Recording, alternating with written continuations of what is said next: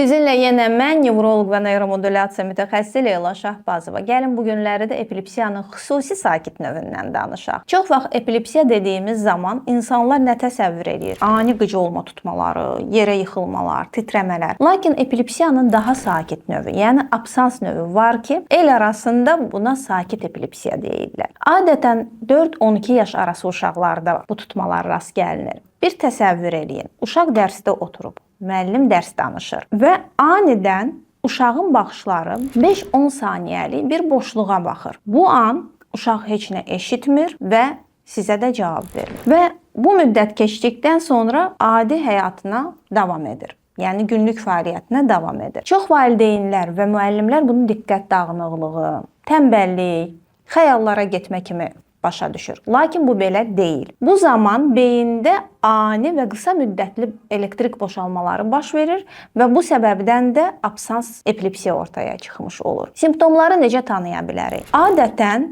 uşaqlarda bu tutma 5-20 saniyə arası davam edir. Baxışlar boşluğa baxır və donuq olur. Qıcıolma tutması olmur.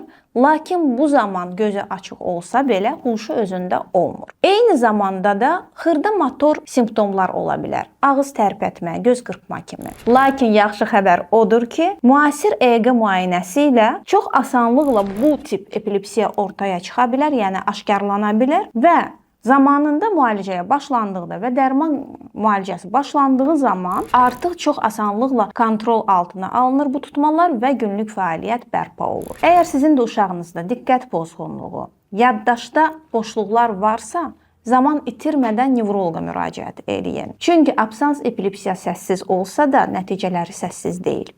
Mövzu ilə bağlı suallarınızı şərh bölməsinə yaza bilərsiniz. Daha çox nevroloji xəstəliklər haqqında məlumat istəyirsinizsə, o zaman kanalıma abunə olun.